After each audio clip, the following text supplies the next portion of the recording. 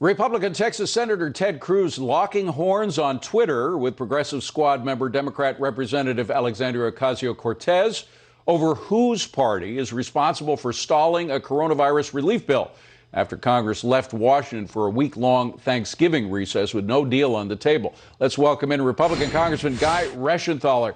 Congressman, good to see you again. Thanks for coming in. You're always so optimistic and happy, even if it's bad news we're talking about. You make me feel better. But let's talk about what's going on here, because the charge from Ted Cruz is that Democrats are stalling this bill in order to help them out in the Georgia Senate race. How would that actually help Democrats? Well, David, first off, thanks for having me on. I always enjoy coming on with you. And as always, please just call me Guy.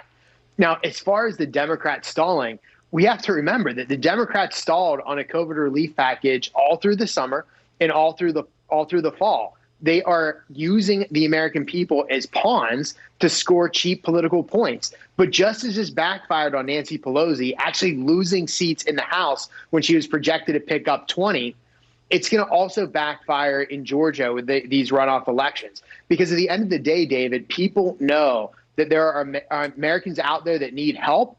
It's the Republicans who have the plan that's roughly $500 billion to make sure that we have more unemployment compensation, to make sure we have direct stimulus payments that go directly to American citizens, and, of course, money for the very popular programs, PPP and the EIDL loan and grant programs. It's the Democrats that have been stalling. Well, let me just challenge you then. In that case, I would suggest that you disagree with Mr. Cruz, because it couldn't possibly help, if what you say is true, it couldn't possibly help Democrats in the Georgia race. I really think that the Democrats have thought this out. I mean, they particularly Nancy Pelosi is about as manipulative in her what she does and what she asks other congressional members to do. So don't you think they've thought about this and think that Americans would blame Republicans if this thing doesn't pass?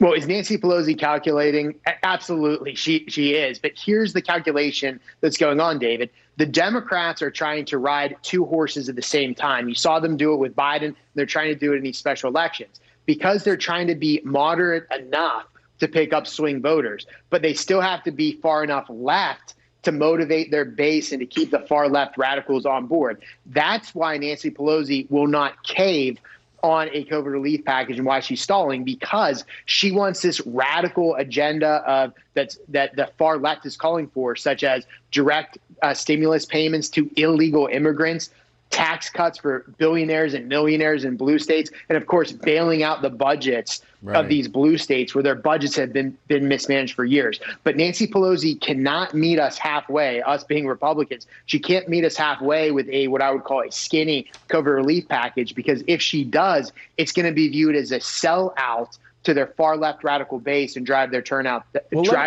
down in the special election. Let me ask about something that's kind of off the radar, but that might be used in the final weeks of the Trump administration. Secretary of the Treasury Mnuchin just announced about a week ago that he was going to take money back from the Federal Reserve Bank that had been given to the Fed for emergency relief loans if necessary. A lot of it wasn't necessary.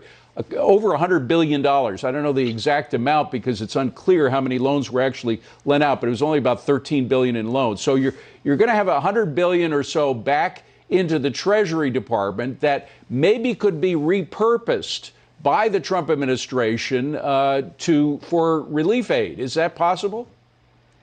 It is possible, but remember, in the other relief programs, the Democrats put a lot of strings on those funds with the administration. But at the end of the day, not all the money has been allocated. Sadly, where the money has been exhausted is where the money needs to go to replenish it. And again, direct stimulus payments to individuals who really need help, and then targeting money at businesses and industries that need the money. Again, I'd like to see more PPP, which is a paycheck protection program, more funds into that to help small businesses, and then the EIDL loans and grants program. So we should be focused where we need to focus, and that's to get aid to people and businesses that need it. But again, the Democrat wish list that's being floated around and that's being stalled out in the hopes of getting, it's just outlandish. There's no way that giving stimulus payments to illegal immigrants is going to help this situation. And again, tax cuts to billionaires and millionaires in blue states and bailing out blue states budgets.